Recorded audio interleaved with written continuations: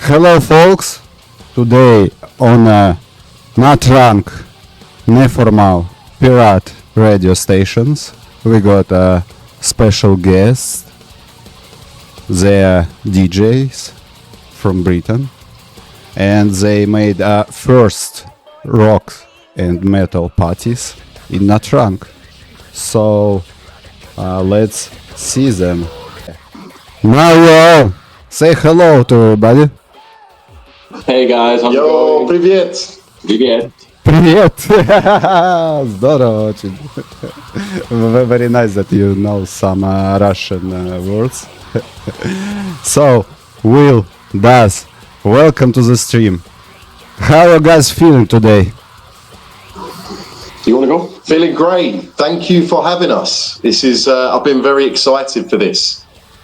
Yeah, feeling great, honestly. It's a really cool thing that you're doing here. So thank you for inviting us on today. And I'm looking forward to hanging out with you and hanging out with the chat. Yeah, me too. It's very nice to see you. I wanted to invite you here a long time ago, after our first met. So, speak about you a little bit. Will, are you from near London? The absolute heart of heavy music. Where exactly did you grow up? I grew up in a place called Essex. It's very close to London, maybe like 30 minutes from London. And I grew up listening to heavy metal. So the first bands I ever got into, my dad started me with Nirvana, and then my friends showed me Nightwish, Killswitch Engage, Disturbed, everything, and it went crazy from there. I remember I used to, growing up, I would go to London and go to all the concerts and finding out all the amazing genres we have of rock and metal music. What about you, Daz? Well, my story is different. So growing up, I didn't really listen to rock or metal music. I probably got into it when I was around 16, 17. I started listening to bands like Soilwork, Soil, Escape the Fate, and things like that. And listening to it really like, spoke to me. Soilwork, Soil, then Escape the Fate. I think that I wasn't somebody who listened to a lot of it, and the reason I got into it is through partying. I went to my first rock club when I was like 18, something like this. And the vibe and the atmosphere for me was just incredible. And then from there, it just became more and more my favorite choice of music.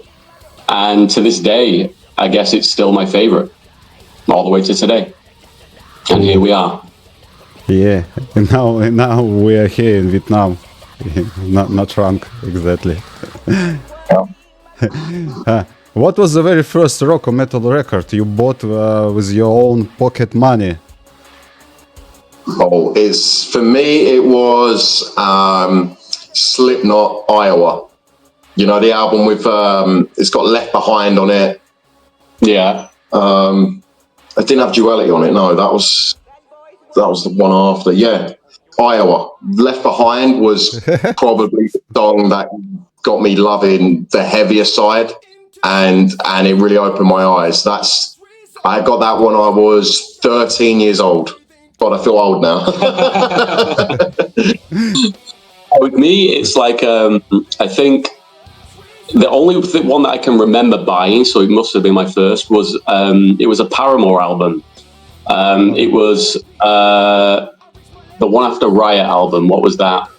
The one after that, whichever one that was.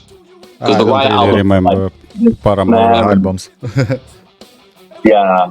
So it had like Ignorance on that album and stuff, right? It was like All We Know Is Falling. No, that's the one. That's the one with Emergency. Yeah, that was the first one, right? All We Know Is Falling. That's the best album. Yeah, it was definitely one of the better ones, right? But yeah, I can't remember the name of the album now. That's how long ago it is. But that was my first album. I bought that. I had it on a CD. Used to play it in my car all the time when I was driving on road trips and things. But yeah, big Paramore fan. Paramore. Nice to hear. I heard some songs of Paramore, but I'm not a huge fan of them. I think this is not a big deal. Yeah, it's not a big deal. Okay. Because a lot of people have a lot of tastes. Yeah, of course. Yeah, we all different, but some of us have same tastes or some same views on different things. I think. Yeah. Do you remember your first proper gig? Was it playing or how loud it was? Yes, I'm still suffering from that to this day. Everyone watching, if you go to concerts, wear ear protection, please. I remember the first show, it was, oh God, I think it was a death metal concert. And my ears were ringing for about 2 days after. And then I finally learned that you need earplugs. We're too old. We need to save our ears. So use earplugs. Tinnitus is real. Yeah, he's got tinnitus. Yeah, I've got tinnitus. I just hear in my ears now. Like, it's, please wear protection. Tinnitus. And I listen to a lot of loud music. So my first rock concert that I saw, it wasn't a concert. I actually went to a music festival, a very popular rock festival in England called Download. Download? Right? Download Festival, yes. The biggest. No, never heard about this festival. Check it out on Google, man. Like it's, Okay, it's just Google it, man. Just Google it. And like so many bands that I saw there. You know, I saw. God, where do I begin? So, Alex is on Fire. I saw Escape the Fate. I saw Paramore was there. I saw Killswitch Engage. I saw Evanescence. I saw what are the big ones? Bring Horizon? No. This was like 2010, so we're talking like 16 years ago. So Nice my brain is Probably played.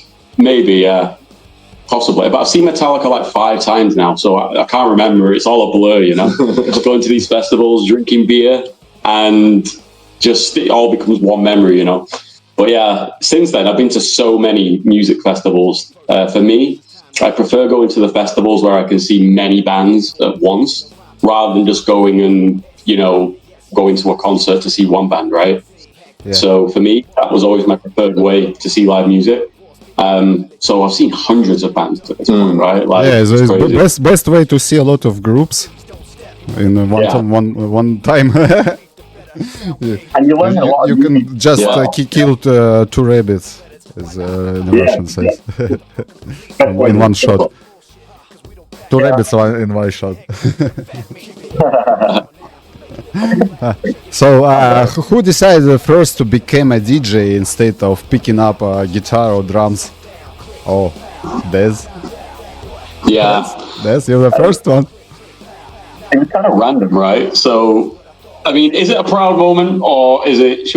We'll go with the truth. Well, DJing is never something that I thought I would do. I've been a musician most of my life. I played guitar for like 15, 20 years. I've been in bands, most of my metal bands, most of my life. My last band, I was the vocalist.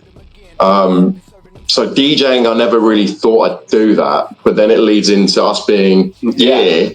So, can you give us your some vocal inspiration?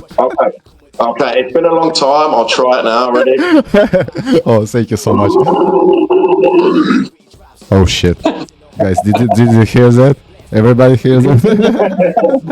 we got the right man. Right man. He's our boy. Yeah.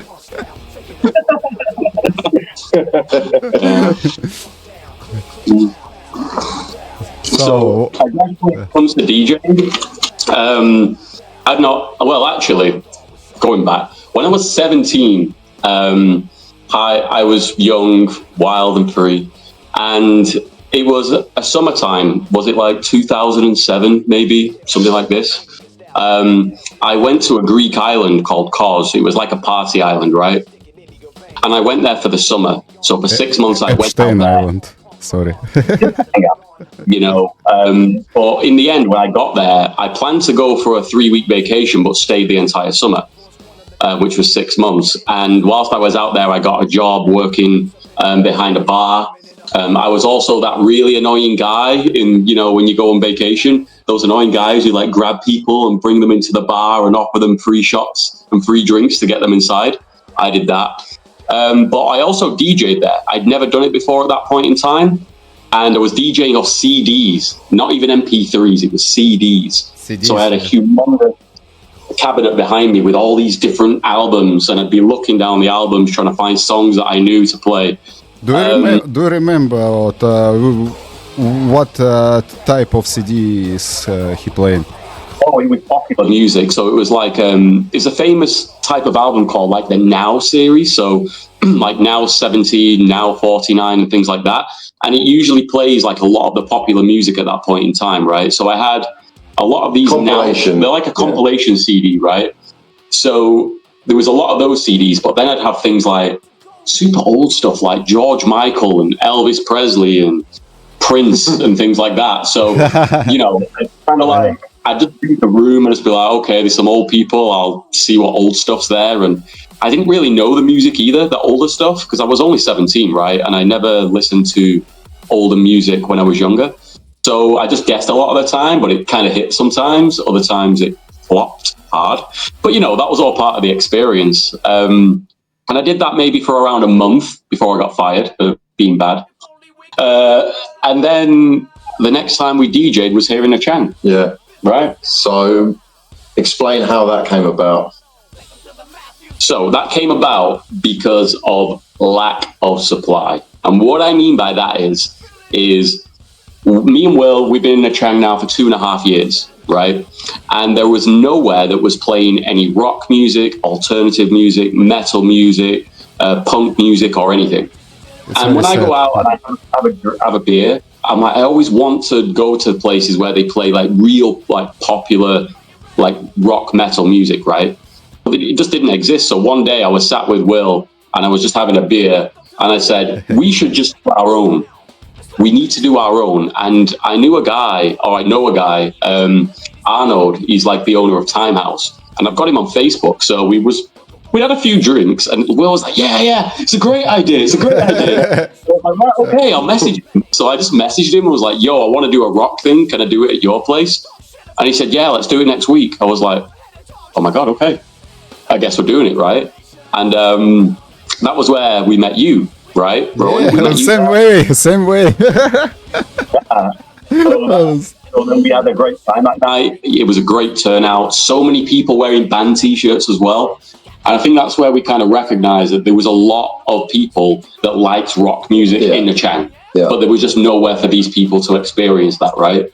So since then, we've just been kind of doing more of these nights, right? Just trying to create a bit of a metal scene inside of Nячанге. And it's still very early in its early days, but every time it feels like there's more and more people. Yeah, and it's been fun every time. That's why. So I saw someone in your chat saying which DJ was inspired to become. Yeah, I just wanted to ask you, but you've done it first. Yeah. So I agreed to his idea basically because I know he DJ'd before in the past, so it wasn't like we just went there and didn't know what we were doing. Yeah. So that made the decision a lot easier to say. Plus the beers helped as well, but of course, just a little bit. Like the reality is I said to Will, yeah, it's fine. I've done this before. It's easy. I know what I'm doing. I didn't. I forgot everything. But I just did into it. We just turned up and just did a thing, and it worked out. Right. We figured it out pretty quickly because Will used to be a sound engineer anyway, right? An audio engineer. Yeah. So he was actually knew more than me about it, right? You know, but whatever. And I'm, pretty tech savvy. I'm pretty good at picking things up quickly. So yeah, it wasn't too difficult to figure out how everything worked. And yeah, we just had a great time with it, right? And yeah, every time that we go, there's more people. the energy's higher, and I feel like that we're learning a lot every time that we do it as well about the type of music that people like, because when we first did it, we just made music that we like, right? We did it for us and nobody else. But then when we saw that these people who know like a lot of rock music that was there, we was like, oh, right, we should probably download more music and put it into our set. And the last time we did it, we went pretty much off the plan, right? And it ended up being great. People were singing along. We saw people dancing. We saw people headbanging. You know, it was pretty cool. So yeah, we're just hoping to bring more of that into Nячанге and give people that opportunity to enjoy it. Yeah, very interesting. Very informative. But yeah, I was prepared these questions for later about all this, but you tell everyone now. Whoop. I need to change my plans. I need to change my questions. So let back to your say so younger years. Did you guys have a full metalhead look back in the day? Long hair, leather jackets? Yes, yeah? I had hair down to my chest till I was about 19 years old, and I had, you know, the leather blacker jacket, everything. No nose piercing, everything. Still got your hair done, right? But that's because it won't heal. But. You make a combo. Yeah. I was really into growing up. I was really into black metal, so I loved the look that all the guys in Norway, the Scandinavian metal bands had long hair. I know it's crazy. It's crazy. Yeah, it's so that I think it's too dark even for me. I was the total opposite. I went more kind of like the scene kid route. I used to have long hair, red hair at the front, fucking fringe and like anime style hair, you know, like. Oh shit! You got a lot more hair. Now I'm balding, guys. I'm old now, but I was like old emo style with the emo belt, the skinny jeans, the Nike 6.0s that were rainbow colored. You know, band t-shirts everywhere that I went, and it was just like, I look back now and it inside I'm like, I did that, really? But at the time I thought I was really cool, and so did everybody else that I hung about with, so it's whatever. But yeah, we used to look a lot different than what we do now. We was definitely a part of the let's wear the vibe, right? You know, because you do get people that, you know, they will like music and they just don't change their appearance because they like the genre, whereas we kind of like took that leap and was like just gonna own it, you know. I don't know. Yeah, it's cool. I got my own collection of bands t-shirts. Some of them was from gigs or festivals. Yeah, it's very nice. Little souvenirs and memories from that time. I believe you're joining us, right? You're joining us doing some DJing. Yeah, next week. Of course. Yes. It will be my first time from long vacations. Vacations is more about 5 years, maybe. So I'm very nervous. Okay.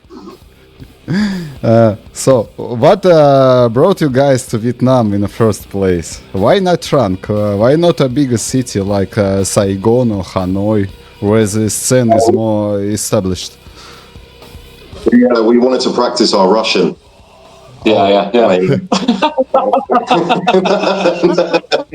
You heard about Russian districts? Yeah. We didn't even know it was in Vietnam, honestly. No, it's a lot to do with Daz's situation, so he's the best person to answer that. Yeah, so I was really busy with work and things like that, and I always worked online, doing esports actually, is what I was doing. Esports? Like a producer and things like that, an event manager. And at one point in time, there was a change in my personal life situation. And I just was kind of like, I went crazy. I went from being this guy that was kind of like, your normal guy, do work, maybe party at the weekend once a month, very reserved type of lifestyle. And I just lost it. And I started going everywhere. I was partying, again, in my 30s. Maybe a midlife crisis, guys. Maybe, I don't know. So I started all this stuff again. And me and Will, we knew each other because we both play online video games. And I met him online. I met him on a video game like 8 years ago now. Which video game it was? World of Warcraft. We met each other. So you are geeks too. Yeah, absolutely, dude. I own it. We met each other online, and we used to play together like every day after work and stuff. We'd just get on Discord, we'd chat, we knew everything about each other's lives pretty much because we was like best friends online. And then I'd only ever met Will in person once before, because he traveled up to my end of the country. And he stayed there for like a week or something, right? No, a year. No, he came to Sheffield first, right? Oh, right, yeah. That was the first time. That was while I was living in Manchester. Oh, was it? Right, okay. Right, well, detail. But yeah, so I met Will anyway, in person. It was great. And that was like maybe 3 years before everything was happening. And then one day I was just like, you know what? I'm going to go and see Will. I didn't even tell him, right? I just jumped into my car and I just started driving to his house because I knew where he lived, right? And he was like 4-hour drive away. So it was a surprise. I was like, maybe I should call the guy and let him know I'm coming. Maybe. Yeah. So I called. I was like, yo, Will, what you doing? It was a Friday, right? I was like, what you doing? He was like, I'm in work. I was like, all right. I was like, I'm on my way still. He was like, what? Why? I was like, I'm just coming, dude. I'm on my way. And he was like, well, that's perfect because he had 3 days off work from when he finished work on that day, right? So I got to his house and it was late at night. It was like 10 o'clock at night. Yeah. He made me a bunch of chicken, right? He cooked me chicken because I was hungry from the drive and stuff like that. Chicken wings, like KFC. So it was maybe like 2 o'clock, 3 o'clock in the morning. We was there drinking. I brought another friend with me as well that Will already knew. So we all went to Will's house and we was talking, and Will and the other guy was basically talking, saying, oh yeah, we'd love to move to Thailand and do all this crazy stuff and whatnot. And I remembered in that moment that about a year before, I met a guy through my job that was based in Vietnam. And he was in the same industry as me in esports. And he said to me, bro, come to Vietnam, come and work with me. We'll do some incredible things. And I said, no, I've got my job. I've got everything good. So in that moment, I was like, well, actually, I've got a friend in Vietnam that wants to work with me. And he was like, really? I was like, yeah. I was like, I'll send him a voice note now and ask him if he still wants me to come. So I sent him a voice note. And within 2 minutes, the guy responded, was like, yo, bro, please, now is the perfect time, come. And then he was kind of like, yeah, right. Yeah, okay, right, let's go. So let's do it. I said, I'm going to come with my friends. Just do it. And then it was like 4 weeks later, we was on a plane. So the third time I ever saw Will in person was at the airport to come to Nячange. And now we live together. Yep. Haven't been back since. Crazy. It was just so random, It wasn't planned. We just did it, It's very cool. It's very nice that some kinds the stories happened. Yeah. I'm sorry, I can forget sometimes my English words. My English isn't perfect. No problem. So please sorry me. We're so deeply sorry. Do you miss the classic British pubs with live rock bands? What is one thing about the music scene? Sorry, no. It's another question. Shit. Do you miss the classic British pubs with the live rock bands in the Thrang? Wait, sorry, could you repeat that? Do you miss the classic British pubs with live rock bands in the Thrang? In the train? I don't think there is any. I don't know. Was there some? I don't know. There might have been. Rowan, did you know of any? Maybe Red Buffalo. It's not like a classic London pub. No. And they're American, but the reason why, because I remember sending you a video when I was on because they got a top floor, and they were playing rock music because the owner's son, who's the manager, Billy, he really likes rock and metal music, so he just plays the his own metal play. But he's the owner. The owner loves country music. That's what he usually plays. So it's usually country. He's not supposed to play rock and metal.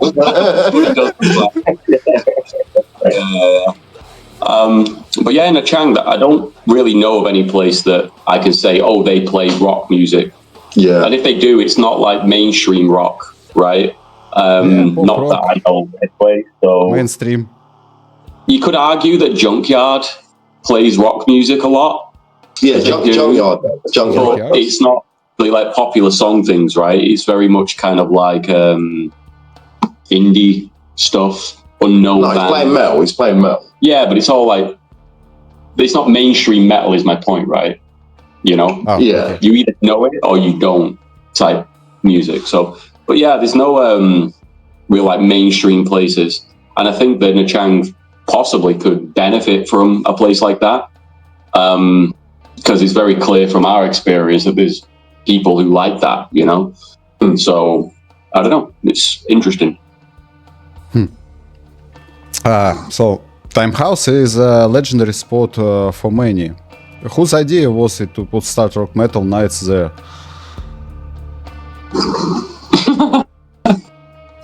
Yeah. My idea. It was me.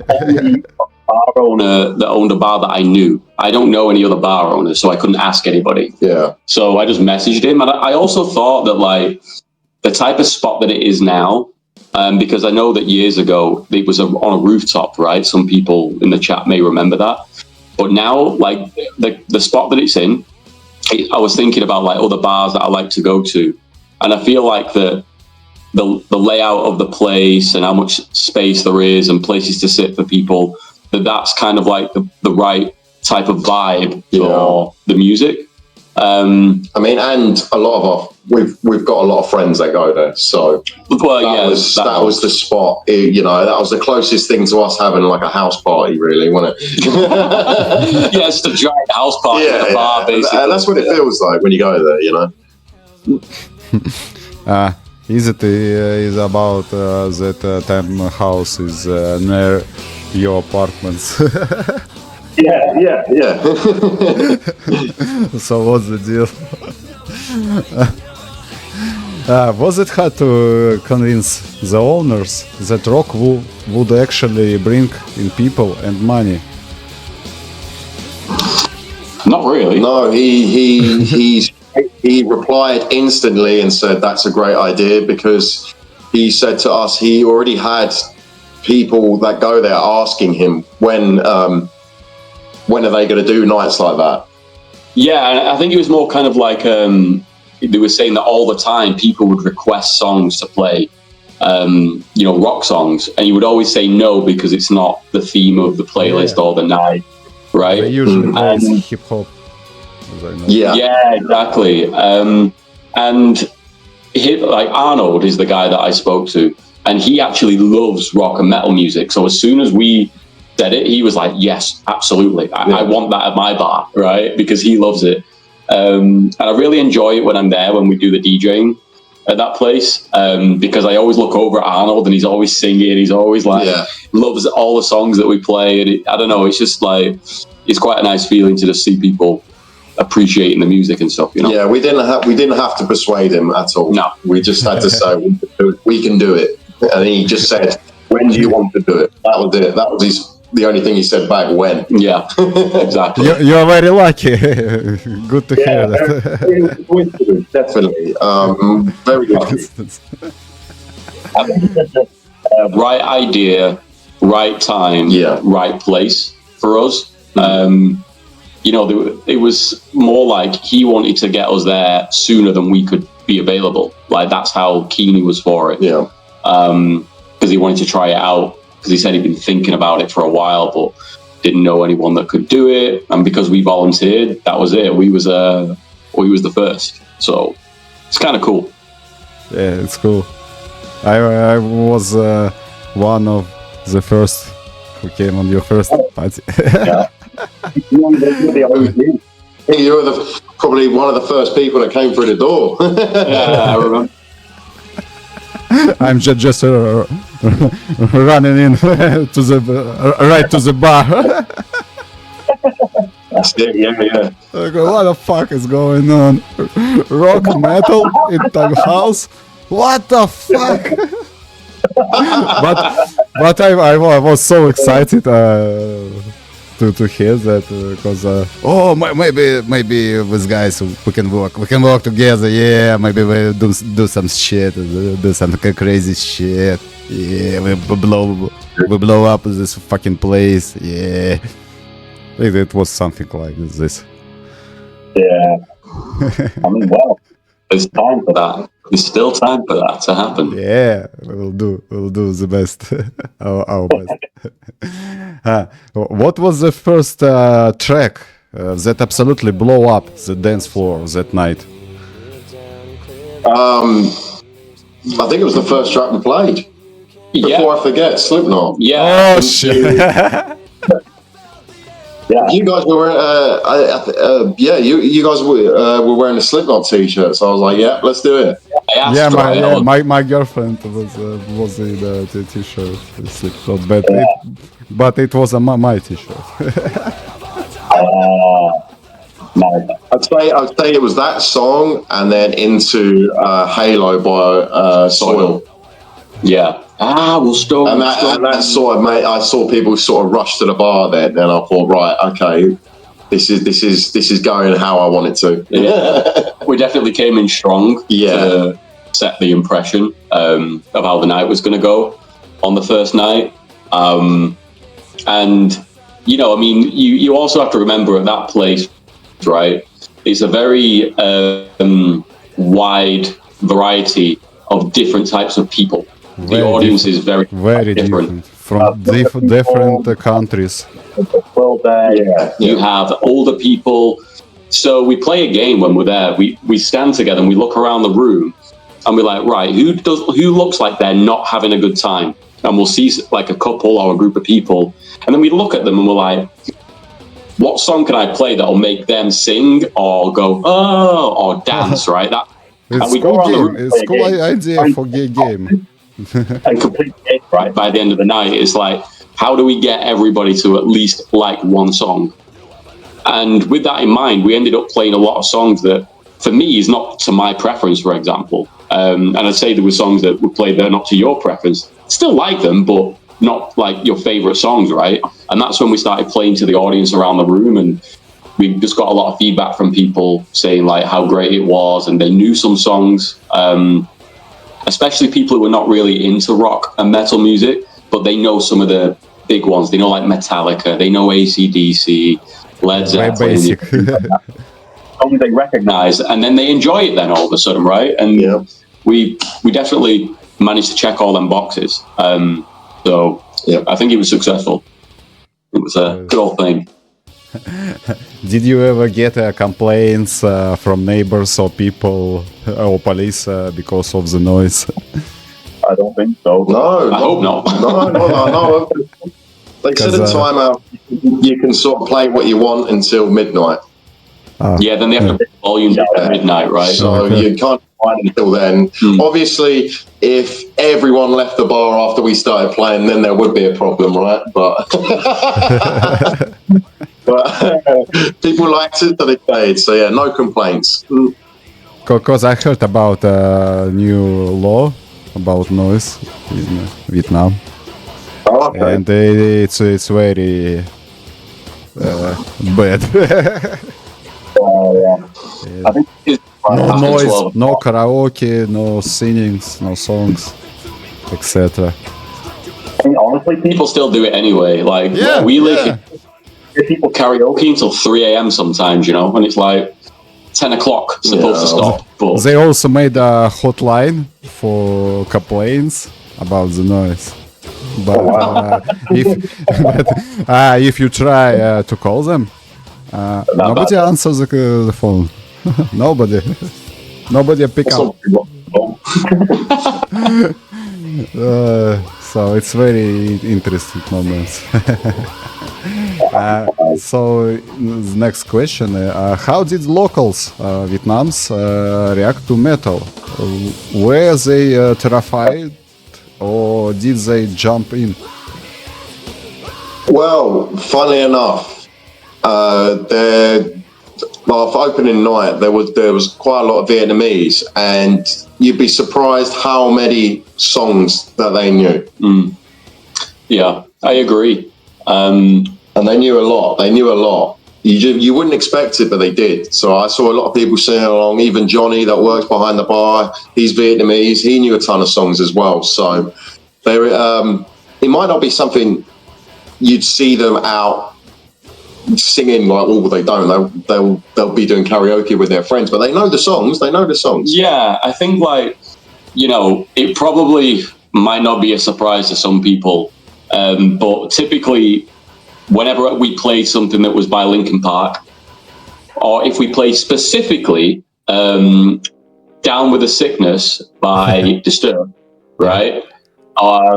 It got a big reaction, right? Because they just know, like, you know, In the End by Linkin Park or whatever. So, I mean, on a rock-themed night, you're going to have to play that song. If you don't play it, you definitely missed a beat there, right? So, you know, what I did notice on the second time that we did it was outside on the road. People was literally, there was no seats inside, nowhere to stand.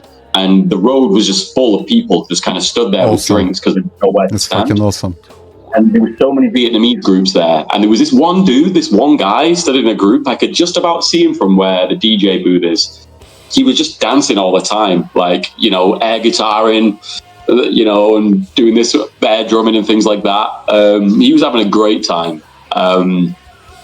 So Yeah, the Vietnamese know their stuff. They know their stuff. I think I wouldn't say it's like maybe very popular, like super popular, but I think everybody knows at least a handful of like popular metal rock songs, right? So yeah, I was surprised, but it's great, really.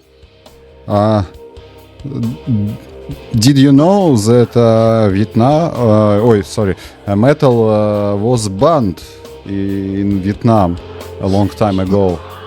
Really? Yes. No. It's a historical fact. Oh wow! Oh, Metal was banned in Vietnam. I have watched some video on YouTube about this. It was very interesting. Old men with long hairs telling about how they play metal in that time. Yeah, Right. Okay. wow. it was a very hard times for metal. in Vietnam. Yeah. I can imagine it's a very underground thing that we're all doing. Yeah. Yeah, I think, it probably has to be, right? Sorry. People can go to jail for playing metal. What? It's fine now, right, Roman? No, not now. It was a long time ago. Yeah, that's fine. That's fine. I don't want to go to prison for playing. Nobody want to go to prison, especially on Vietnam or Thailand or something the same. I'm going to need a lot more money, you know. If that was the case. I was going to say, delete the VOD.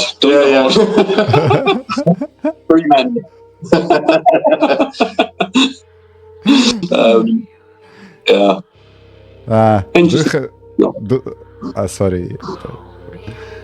Do you have some wildest stories from time house parties or time spending there? It's a you question, brother. Wild story. You go there more than I do, mate. I don't remember them. That's the problem. I drink too much all the time. Often wildest stories are forgotten. Okay. Oh, I do remember one. Well, I remember one. So it must have been maybe 1.5 years ago. We hadn't been in Vietnam very long, and we was at Time House, and it got to like midnight, and we heard from someone that you can do karaoke in Nячange or in Vietnam very easily. Yeah. We didn't know that, but you know, everybody probably knows it, right? You have those karaoke booths, go to a place, they're all sound. So I looked at Will looks at me. I was like, shall we go do karaoke, but metal? And it was a great idea at the time. So what did we do? Me and Will, we just went by ourselves and got a karaoke booth at like 1 o'clock in the morning, right? But what we decided to do was like, we went on YouTube and we were just playing like rock music, and we were just both singing and drinking and going crazy. But you've heard it already here on the podcast today. Like, Will can do a bit of screaming, shall I say? But so can I. So what we do is like, we just ended up playing songs that we both knew, and we just kind of like, you know, pass the microphone and do like one verse, I'll do a chorus, he'll do a chorus or whatever, and we just make fun of it and like a live performance, right? And we just we labeled it, we call it rockioke. That's our thing. We go and do metal shit, and sometimes we brought guests, right? And they watched. I don't know if it's a good or a bad thing, or if it's embarrassing or not. I think it's a good idea for future collaboration and events. I just say no cameras allowed. Okay, no problem. No problem, bro.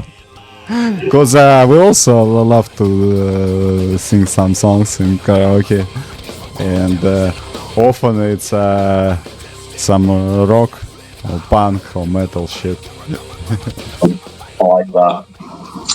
So yeah, I think that's kind of like some of the crazy stories that they start at Time House and they end up crazy, right? Like, I don't know many people that get one of these karaoke booths for like 20 people, for 2 people. Yeah. But we did anyway. We've done it a few times, actually. Yeah. Yeah. I think we can get a group of people, make it together. Just put enough beer in front of me. And I was going to say, I have to get to a certain level before I agree to these things. I get stage fright. You as a stage fright? I don't believe it. Especially that you DJs, you are showing, mixing. You're always on people. Yeah. Always look at you, especially when you're at decks. That's true. I'm usually looking down and not around, so I don't really know. I'm just locked in. But yeah, I guess when I go and watch people DJ, I look at the DJ a lot. Yeah, it's just a thing. Yeah.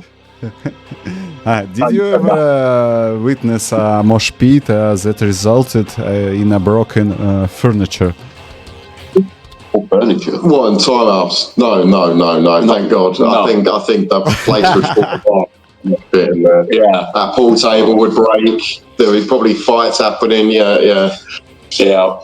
I'm a big fan of the mosh pit. I'm always the guy that when the circle opens, I stand in the fucking middle and I'm like, trying to get everyone to go, you know, walk in circles and shit. I'm that guy.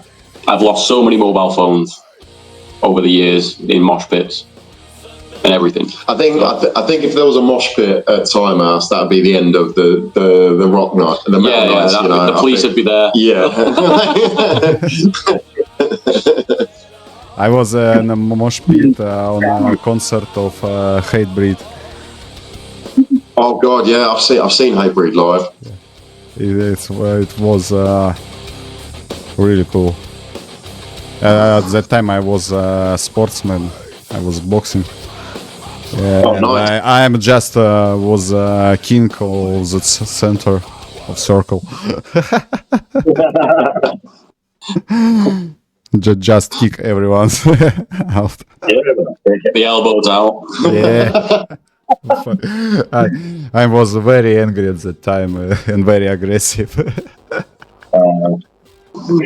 I mean, the one cool thing though about mosh pits, right, is that I would say 99.9% of all people that participate in a mosh pit, they're not there to hurt people. They're there to have fun. And if somebody falls down, like four people will go and grab them and get them back on. Right? Like they don't want to trample people. They just want everyone to have fun. That's good. And it's quite a cool culture. It's nobody teaches you this. The first time you go in a mosh pit, it's just kind of like you just feel it that everybody's just not out to hurt you, and you're all just kind of like throwing each other around, right? It's such a strange feeling. I think that's what I like about it. It's almost like safe chaos, right? In a weird way, you know. Yeah, some people might get a bit injured or whatever, but it's always accidental. It's never like someone intentionally trying to like hurt you, right? You know, it's all in the name of fun. Yeah. But I was actually at a music festival, download festival in 2022, so 4 years ago.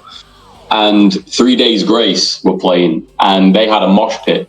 And I was in the fucking middle of the mosh pit at download, where there's like, 30,000 people stood around. And the mosh pit was huge, bro. It was like, I don't know, maybe half a kilometer fucking wide or some shit. I don't know. It was massive. That's not bad, like 100 meters wide or whatever, right? And there was me and a load of other people in the middle. And then when the song dropped, everybody just kind of like fucking come in, and we were just all pushing each other and shit. I lost my phone, of course. That's my trademark. It's sad. But, and it's crazy, right? I was there, I was like, oh my God, where's my phone? And I went to the side and I was looking around thinking like, I must have been stood over there. So maybe it's on the floor over there. And then I saw this girl, this little girl, tiny. She's walking around with her arm in the air. And I'm looking at her, she's got a phone in her hand. And I'm like, is that my phone? So I go over to her and I unlock my phone with my thumb, and it opens, and then people are like, because the chance of finding your phone is so small. But yeah, I love that shit. That's my jam. It's so friendly, it's so cute, so nice. Yeah. So cool. It's very nice to hear the stories, son, like this. Yeah. Who was the most unforgettable regular guest at those parties? No, your parties. The most forgettable, did you say? The most forgettable regular guest. Unforgettable. Yeah. Unforgettable. Yeah. You guys, obviously. Yeah, you guys. You guys, obviously. You make me red. And there's another. For me, it was. There's a Vietnamese guy I know, and he makes coffee, and his name's Koi, and he came, and he doesn't even listen. He doesn't even know this kind of music exists, really. And he came, and he brought a friend, and he had a really good time. And now at his at the coffee shop he works at, he plays Vietnamese AI rock music. Yeah, I've heard. So I heard like Vietnamese with like electric guitars. I was like, "Yo, Koi, this is sick." I was like, "What is this?" And he said, "Oh, it's AI." But it was really cool. And like I've noticed more. I think someone's released this like Vietnamese song, rock AI thing, because I've heard loads of other people playing it. and that was really awesome to see that guy. I had never heard that kind of music. He had a good time. I made sure he felt included as well, and he really enjoyed it. And now he loves the genres. For me, that was the coolest thing that I've had, especially that because we're in Vietnam as well, and to see that is awesome. Yeah, just like inviting someone to the family. Exactly, and it just shows it like what we're doing. This isn't just for foreigners, expat. Like it's everyone's included, and that's why it's like unforgettable for me. Yeah, everyone's welcome. Good to hear. Looking back, is there anything you would have done differently? Ooh.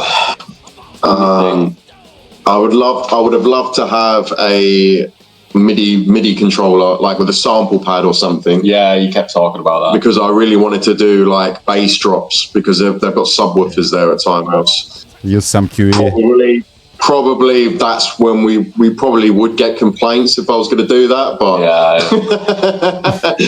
maybe like a DJ tag or something that you play throughout the night, just like people remember who you are. That would be something that I would have done, and maybe even have a microphone. That's the only thing I think I would have done differently. What about you, Daz? It's a good question, really. I don't know about done differently, because it means like that I can't do it going forward. But I think for me, I wish that we would have initially prepared more music. Because we prepared like 400 songs, maybe a bit more, maybe 450 maybe. But there are times when you're up there, right? And you look around and you're like, oh, I need to play more of this type of music from this artist or whatever. And there's not enough, because when we downloaded all the songs, we didn't think that it would get played very much, or it wouldn't be liked a lot, right? So I guess it was just being more prepared for that. But going forward, that's what we plan to do, right? We're going to build everything out and get a lot more songs and more artists on there, just so that we can adapt on the fly. Because I feel like when it comes to rock music, people don't want to go and listen to like rock DJ for like mashups. They don't want to hear like too much mixing. They just want to hear the song that they know and love, and just hear that song, right? If you try and like mix it too much or something, it can actually take away from the fun for people, especially if they really like that song. So for us, like improving is all about just trying to have as many different artists and songs covered as possible, so that we can really feel out the vibe of the room that we're playing in, or the area, and start to kind of like play new songs that we've not played before. And just kind of like learning from our audience, really. Like there's no better way to improve and have people like you than, listen to what people want. They don't necessarily have to tell you, but you can play a song and be like, oh, they like this. Okay, we need more of this. Write that down, So that's my opinion anyway. When I listen to rock music, I do like it to just be the song that I like. If it comes on, I want to hear the whole song, I don't want it to kind of like get cut short or get mixed into something else, because by the time that you start to enjoy it, it's gone, So for us, it's definitely, well, for me specifically, definitely expanding our portfolio of songs is how we improve at this point. Very interesting position, opinion. Because as for me, I very like to do mashups. Yeah, I can believe it. It's my favorite way of DJing. So I think that the work of DJ is making mixing and mashups so good. The people never stop dancing and always on the move. I think so, because if you don't mix it or mash up it, you have a lot of drops points, in pauses. Yeah, cool. And Of course. people don't dance at these pauses. Usually they walk away to the bar. That's the point. That's why you're there. You make people buy more beer, you get a pay rise, brother. That's how it works. I mean, Give them a chance to employment. yeah, exactly. Non-stop flex. Yeah, yes, something like this. I think it's more of a festival story for festival DJs, because festivals and bars events are a little bit different for me. Yeah, sure. 100%. Yeah. And right. And I mean, if it's like a concert as well, you know. So Yeah, and it's not a 3-hour set, it's like an hour, Yeah, right? so- You've got an hour to just get people hyped, you know? Yeah. Like, so, yeah, it's very different. so But like I people- said, that's my preference, right? Okay, no problem. No problem, bro. I like to sing. Like the songs, right? So when they get cut short, I'm like, you know? Okay. I will write it in my little book for notes.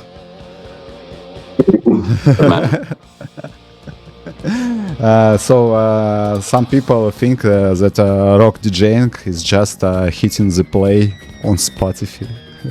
Spotify. What is the real challenge? hitting play on Spotify, trying to get away with it. Yeah. No, definitely the real challenge is like finding what direction you want to take the night, right? Because I would say what's an advantage of rock music is that you can have many kind of like fail-safe and fallback songs, right? You have songs that are timeless, that if you play it at any point, it's going to change the mood of people. Yeah. You know, like Highway to Hell by AC/DC, for example, or whatever. Oh. You know that that's a safe because so many people will know it. But you also want to play a lot of different things and be very diverse. So I think picking a direction of where you want to go next, it can be kind of like, we're doing pop punk now, but we've had 3 songs of this or 2 songs. It's not really working. Yeah.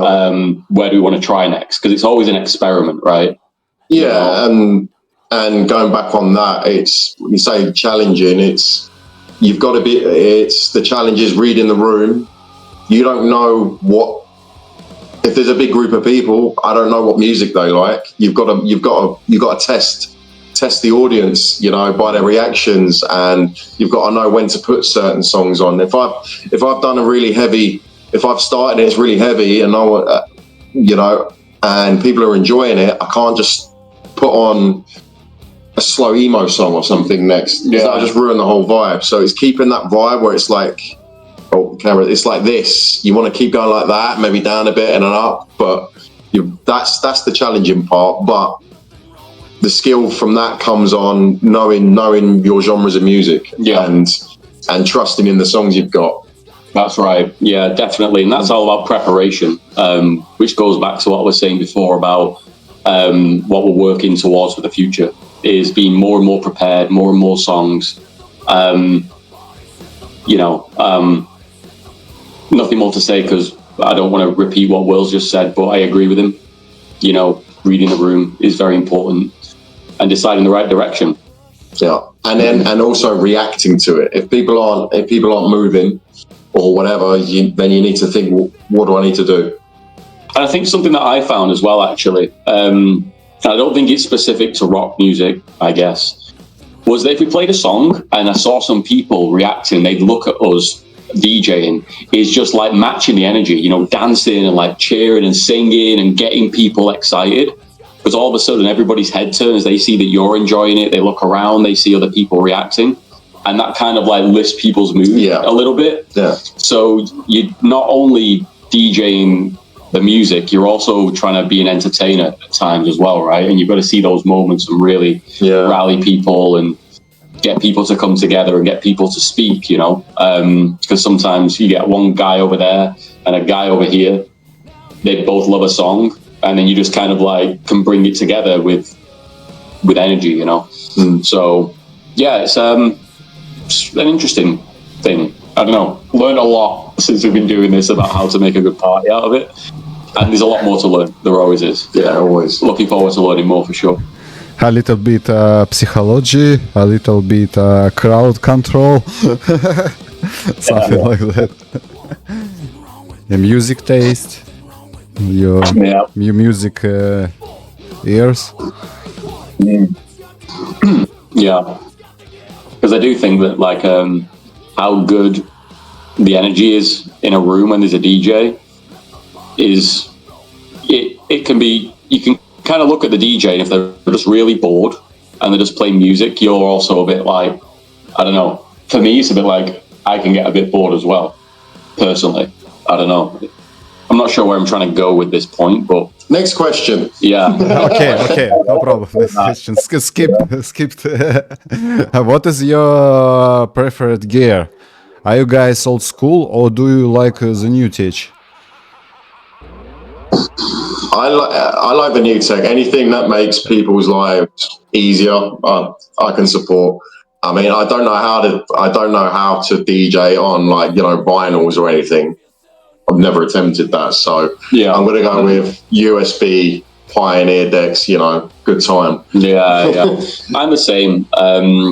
You know, I'm old enough to have experience, but young enough to still be good with technology. You know, like so having more new tech that makes my life easier whilst I'm doing what I'm doing, I'm all for that. I think that's great. I understand that there are people who like the retro style. Totally, I can appreciate it, but if I'm the one doing it, I want things to be easier, more efficient. So yeah, I'm definitely on board with like up-to-date technology and stuff. Yeah, that's my preferred. Now, if you can use AI in DJing, did you know it? I'm not sure about that one yet. I'm not sure how I even feel about AI music, to be honest. I'm not sure with that. I don't speak about AI music. I speak about DJ tech with AI. I mean, yeah. I'm you know, AI is not going anywhere. It's come to stay. It's like how when the internet started, you know, everything's going to be about AI and it's going to get better and better. So yeah, you got to embrace change. And if that means more people that maybe they've never DJed before, it gives them an opportunity where they can and go out and enjoy themselves. 100%. Things shouldn't be, you know, things should be open for everyone. Yeah, I think with it, like when it comes to like AI, with, you know, in like the DJ example, it's like I think that I like the idea of it, but I've never actually used it to see what it's actually helping with. If it's going to be trying to choose a next track for me and then beat match it into some kind of, you know, like mix or whatever, I don't want it to be choosing the songs for me necessarily, right? So until I actually get my hands on it and see what it's capable of and how that can be integrated into the workflow, I can't really have too much of an opinion on it. But I think that if it's done correctly, then it can be really advantageous and it can allow you to do more creative things than without it. More easily do these creative things than without it, right? So I would be curious to learn more about it, but I don't currently have the experience on it. Okay, I will show you some things. Do you have a secret weapon track that can save a dying dance floor? Yeah, easily. It'd be, I would say, Down with the Sickness, Disturbed, or Drowning Pool Bodies. Yeah, in the end. I think that's probably every metal DJ would say that answer. Yeah. For the past 20 years, I think that is just... Yeah. Classic. The industry and the rock scene is that songs don't become outdated, right? If it's a good song, it's forever in date and it's forever good. But if you look at popular music, you see like a brand new artist come in, they make songs for a year, and then they get forgotten 2 years later if they don't carry on making music, right? Yeah. But in the rock space, if there's one good song, everybody remembers it, it goes on everybody's playlist, and it's forever played at parties, right? And I think that's what's really great about it. So, I mean, there's so many of those songs, but the ones that Will said for sure are easy ones to just kind of rely on to bring the mood back on track, right? Yeah, that's why we don't like starting with those ones, because then it's, that's your lifeline. Yeah, exactly. You got to be careful with that. How do you handle people coming up and asking for Kalinka or modern pop songs? Maybe Russian.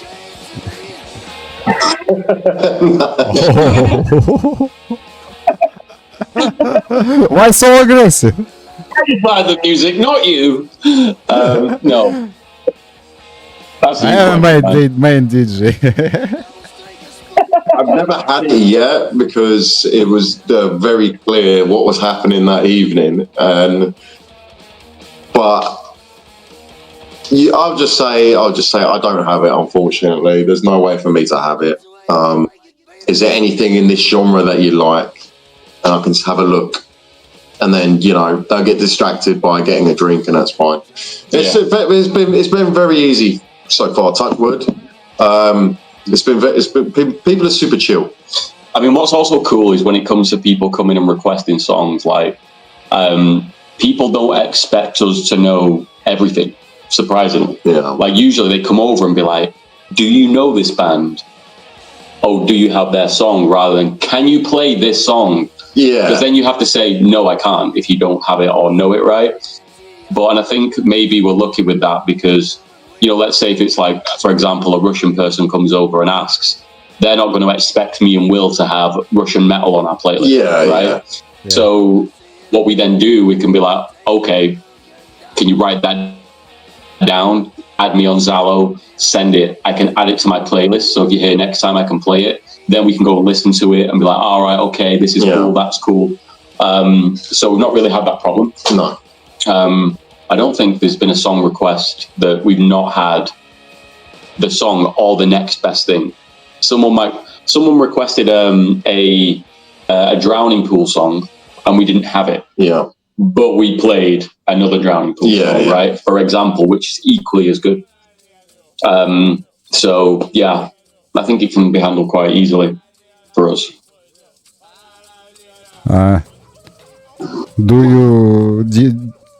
Did you do this for free or for money? The first one was free. More or less. The second one, and then we actually got invited for the second. They come back to us and said, "Please, can you guys do something in the new year?" They asked us. They wanted us to do it in December, I think, but we were kind of busy with the holidays. So the second one we got paid for, and that changed everything really. Yeah, it's always paid work, and I think what's quite unique about our situation, and it shows the value that we brought, is there's two of us, right? So, they have to be willing to be like, okay, there's two of you, you both need paying, right? They don't just say, here's what we pay one DJ and divide it by two. They double it, right? Because there's two of us.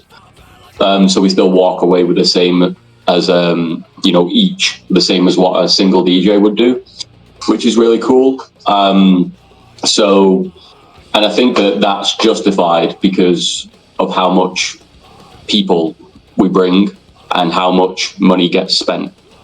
Because I did ask the last time that we played, I asked the bar owner, I'm curious, like how much value is our rock nights bringing to this place?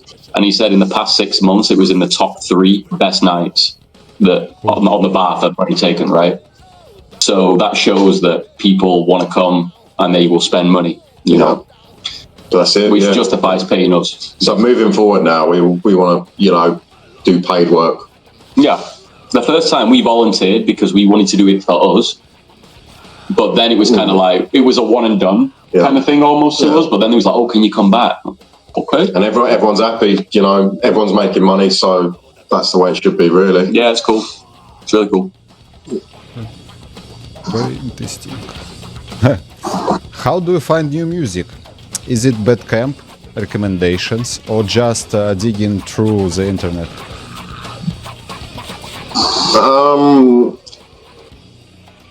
It's been digging through the internet. What I do is kind of weird. What I do, he's a Spotify guy. Yeah.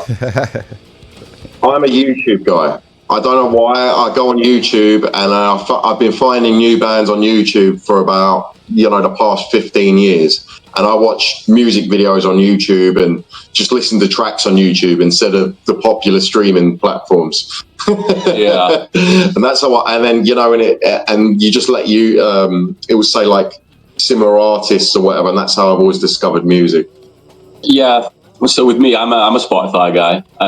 So I always tend to use like daily mixes, and based off of what I've listened to or what I repeat playing, it will then suggest other similar songs, etc.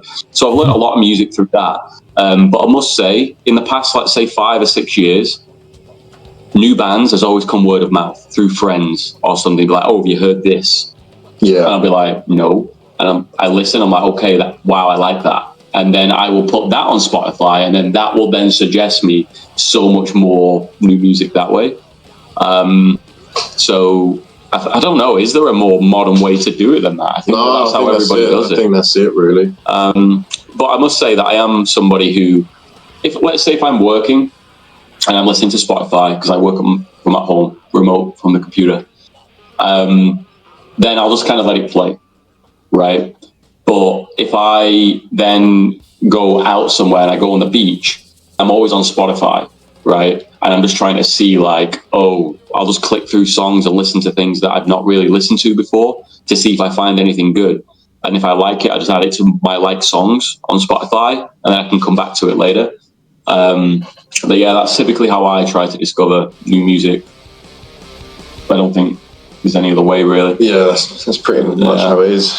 No. What is the biggest technical fail you ever had during the set? How did you fix it? Oh, that's the actual decks. Yeah, so Because I heard about some problems with decks in Thrang in other places. Yeah, it was like 5 minutes before we were meant to start on the first night, and everything got stuck in a loop. So we couldn't queue tracks up or anything. It was just going on whatever was in the queue, and none of the turn it on, turn it off. The decks still the same. Yep. And we literally had to press every single button on the decks. Yeah. Until something turned off. Yeah, we just started pressing like combos of buttons to see if we could unbreak every it. track that you tried to cue in the headphones was just spamming a loop. It was like a 1 second loop. Yeah, like a 0.1. Yeah, just going. It was nuts, and we were freaking out. But then I don't know what we did, and it worked. Yeah, well, literally, I was just because I was stood there, you was next to me, and I just started pressing combos of buttons, and then it just kind of went silent. And then I could cue tracks up again. I was like, I was just pressing like, I can't remember what the buttons were called, but it was nothing to do with how you loop things, right? But it fixed it. So yeah, it was a problem. The good that problem was fixed. Yeah. It'll be back. Oh, there you go. And some technical issues. That was on my end. I was stopping. It was lagging, so I fixed it. Thank you so much. How many gigabytes of music do you carry with you? I can check. We can actually check for you right now. We have the folder on the PC. Yeah. I can wait. We can make a little pause if you want, or break. 3 gigabytes. 3 gigabytes. We've been using MP3s, 320 kbs. Why not WAV or like? We Timehouse have got their own decks. We weren't sure what it was going to read, and because I prefer lossless as well. You know, WAV, FLAC. Yeah. But I wasn't sure, and I wasn't sure what the speaker setup's going to be as well, and for compatibility and for storage size, really, essentially. Because if I'd have to buy a way bigger storage if I had this many tracks in WAVs, 100%. That would have been probably 300 gigs, right? Yeah. Yeah, well, they'd have gone on by like, 30 gigs maybe. Yeah, but you know, that was the initial playlist, right? Yeah. Was when we started out, was that size. Going forward, I would like to, you know, especially if we're playing with places with, you know, really good sound systems and, you know, decent power amps and stuff. I would love to go with WAVs and FLACs, but at the moment, for what we were doing, MP3s are fine as long as it's 320. Okay. As a many of DJs using MP3. So if you had an unlimited budget, what kind of festival would you throw here in Nячанге? Oh, unlimited festival. Yeah, unlimited budget, unlimited money. For me, it'd have to be like a festival that would be similar to, you know, the stuff in the West. So maybe like multiple stages or tents with different genres. So then everyone can, you know, mix and match, go to different places, cover new music, or just a huge stage on a beach. Yeah. With multiple DJ, different, like every DJ that comes is a different genre, things like that. Yeah, I think there's two ways that you can kind of like think about this question. You can be kind of like, unlimited budget, what's the coolest shit that you could do, right? But I think in Nячанге, we did a big event like with 3 stages that it might just be dead. And then it's going to be bad, right? So I think sometimes too much, you know, going too big can actually be bad, right? I think it's something that you'd have to grow towards. But so if I was to do something big that I feel like that Nячанге would value from and benefit from, I'd probably go with like Sailing Club.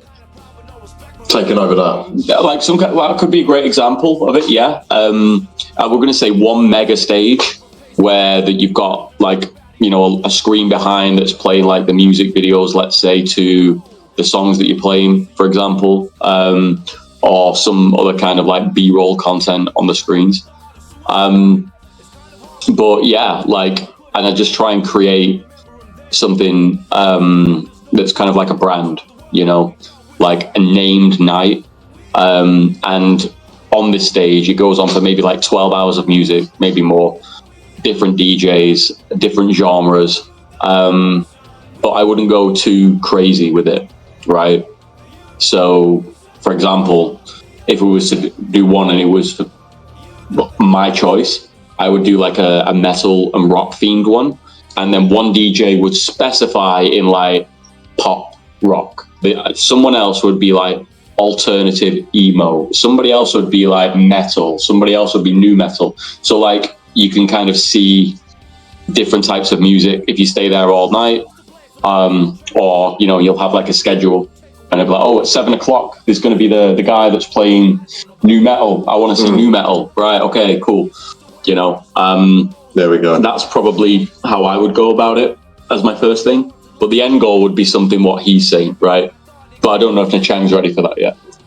So, yeah, and it'd be all about making sure the experience is amazing, right?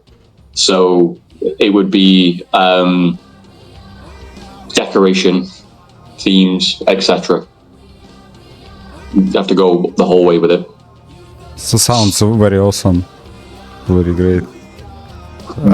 It's like a big dream that can be come true in the future. Maybe someday. We took together a lot of people. We made something like this because I like this idea. And I really wanted to make something same like you guys. Maybe one day. Yeah, maybe. Soon. Is that an announcement? Is that an announcement, Rowan? Is that a leak? No, man. No matter. Bad joke. Oh, my micro is turned off. Sorry. Okay. About collaboration, a little bit later. A little bit. And about this festival, another question: which world-class rock star could you actually be booked to play a gig here? Probably. Who would do it? Do you mean like who could we get, or who would we want? Very different question. No, which? Yeah. So Back to the fact, right? If you could get a rock star or band, who would it be? Who it will be? Yeah. Tough one. That's so hard. Will help him. Yeah, I'm trying to think first. Think of band you'd want. Well, yeah, but I could say, like, I'm trying to think of the best one though. You know, The best one. something that for me I remember for the rest of my life. Right. I don't know.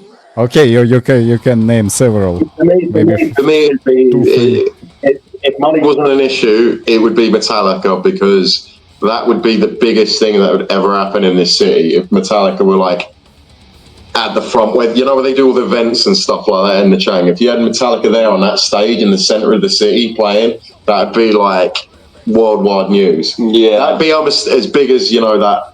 Because I'd love to see something like what they did in Russia. But it was like the biggest performance ever. I was. Yeah, and there was like helicopters there, everything. right. And I would want something like that in the train. Yeah. So Metallica would be my Yeah, if you're gonna go for that, for like something that legendary, memorable for everyone, yeah, sure. Like it has to be one of those like Metallica. For there's not going to be a band that's bigger than Metallica ever again. So yeah, they're the biggest band in the world of all time. Yeah, for sure. Yeah, I'd have to agree then if we're going like that. But if it was just a me, different question. Maybe Nickelback, I don't know, dude. Yeah, Nickelback would be a good one as well. Yeah. No. Yeah. See that. What a legend! Very legendary. Legend, wait for it, Dairy. I mean, I've always loved him. Everyone hates him, but I think he's great. I think great band. Great. Hey, I want to be a rock star. Everybody wants to be a rock star because everybody wants to chicks. Especially younger.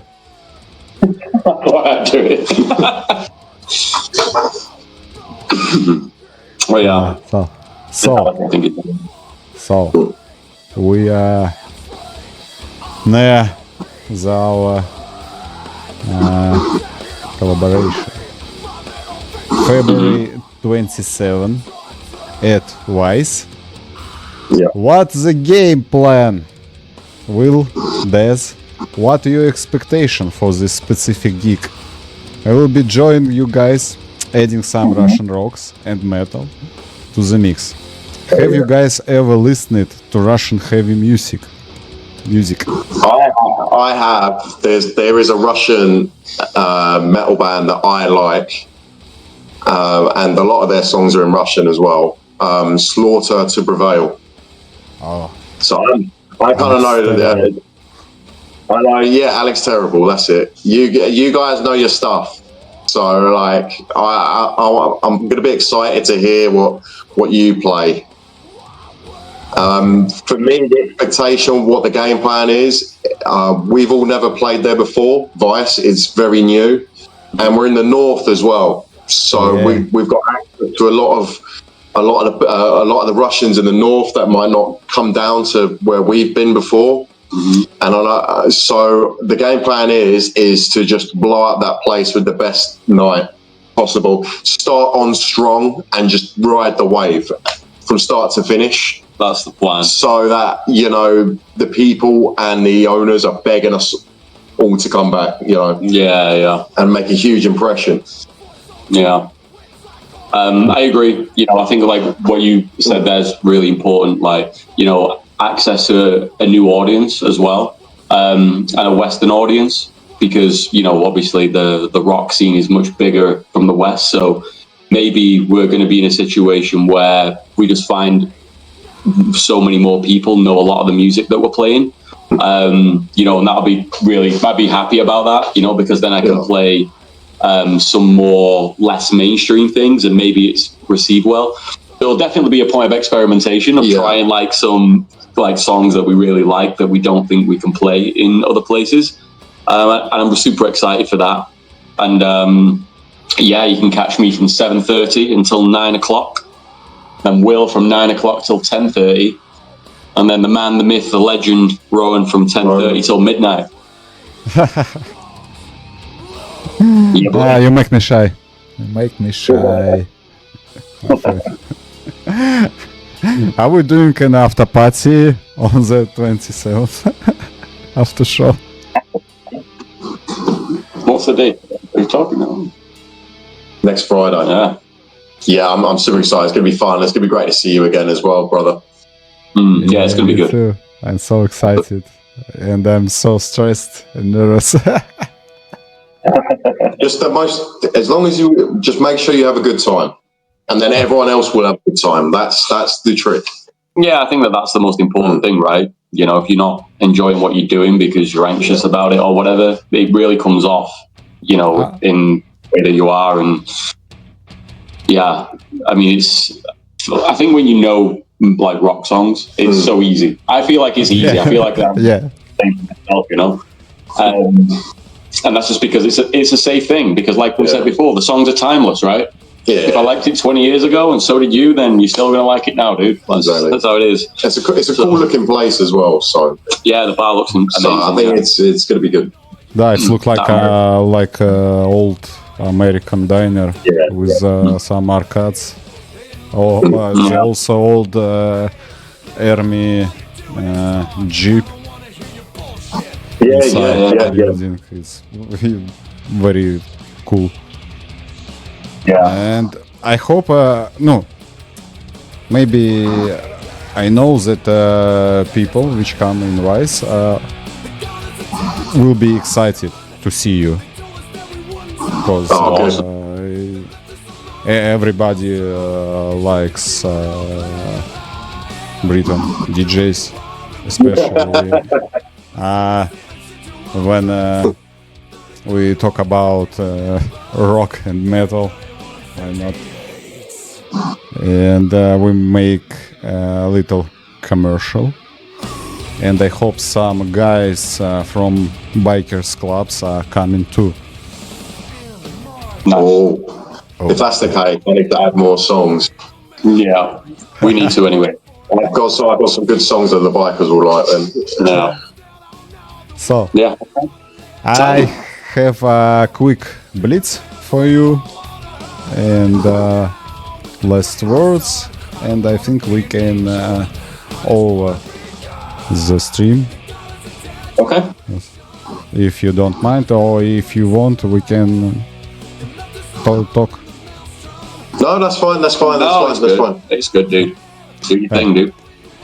Beer or whiskey? Beer. Whiskey. Oh, okay. London or Thrang? Nячанге. Guitar or drums? Drum. Guitar. Mosh pit or standing at the back with a drink? Mosh pit. Standing at the back with a drink. Vinyl or digital? Digital. I'm already know the answer on this question. Iron Maiden or Metallica?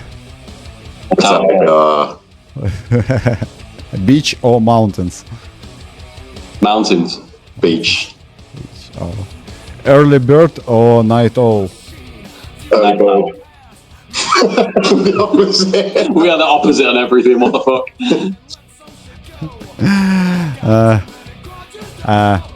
Well, a little bit some funny question. How do you teach a Vietnamese bartender to make a heavy metal cocktail? Oh, we would probably say half a glass of lager, half a glass of cider, black currant. It's called a snake bite and black. That's a metal drink. Very popular in England in rock places, right? So that's what I would say. What about you? Bloody Mary. That or Jack Daniels and Coke. That's pretty bad. Yeah, to be fair, like that. Pretty easy. Lenny's favourite drink. Yeah. True. Do you have any tattoos dedicated to music? I don't have any tattoos at all. It's very... I know. Clean skin. Yeah, clean canvas. Yeah. too. Maybe one day. Clean cut. I know a very good tattoo artist. If you Okay. will be interested in this, you can ask me. I will tell you. Because it's my girlfriend. Yeah. A little bit commercial. All good. What is one piece of advice for new rock DJs starting out in Asia? Just do it. Don't think about it too much. Yeah, overthinking is going to be your biggest problem. It's going to be your worst enemy. You play what you know because you're playing to an audience who definitely does not know more than you. So you just have to play songs that you know are good. And if they don't like it, it's because they don't like the music. You know? Yeah. So you can't be offended by that. You've just got to play through it. And don't try too hard to please people that don't like what you've done. Just have fun. That's it. Follow your passion. For sure. Good, very good advice. We have a listener from chat. He is sitting with us whole stream. Respect to him. Respect to Ukr Samovar. I did notice earlier he asked a question saying Blur or Oasis. Quick fire question. We'll go. It was when you're telling about music or indie rock in the club. It was from your childhood. Oh, to indie rock. I hate indie music, so I'm not the person to ask about that. When you came to your gig or club, you tell something about indie. This. I'm not sure I understand. Don't mind. Okay. It's a long time, and when we are lost. Yeah, don't worry. Lost on minutes. So, last words. Give a shout out to everyone coming to shows, and maybe something else. Shout out to Flavor. Shout out to the Thrang. Spasiba, all Russian listeners. Come down to Vice if you're in Nячанге in the north, Friday the 27th. See you there. Doors starting at 7:30. So yeah, again, big shout out to everybody. And thank you guys for putting on this show today. And thanks for getting us involved. We met you through the love of the music, and you invited us to join your movement and what you're doing here in Nячанге. I've heard all about it. I don't know if all of your followers or whatever know all about it, but you told us what you want to do, what your goals are, and I'm excited for it. So thank you guys to you for everything, all the hard work that you're putting in. Like, look at this beautiful podcast today. You've had to create all this stuff yourself. A lot of effort's going into everything that these guys are doing, guys. So anybody in the chat, show your support for them. They're going to take Nячанге somewhere different in the next 12 months. So partying is going to be very different at that point in time. And I'm really happy to be early, as an early part of it, right? Because, you know, hopefully we can grow with you. So thank you. Thank you guys so much. It was a very interesting and sometimes funny stream. I hope you enjoy it as me, because I was very enjoyed speaking with you. I hope it was very interesting for our listeners, our fans, or somebody who will watch this in with translation on YouTube later. If I not be so lazy to do this. I'm honest. I'm absolutely honest with you. Thank you so much. Thank you, everybody. We will see you 27 on Live with Vice, in Vice, and play some crazy shit for all rock metal lovers. Oh yeah. So keep on rolling, baby. keep on rolling, baby. Yeah. Всем спасибо, дорогие друзья. На этом моменте эфир заканчивается. Прощаемся с нашими друзьями. С нами были Дез и Уилл. И всем до свидания. И как по традиции, всем мира, конец эфира. Bye-bye, everyone. Bye. Bye.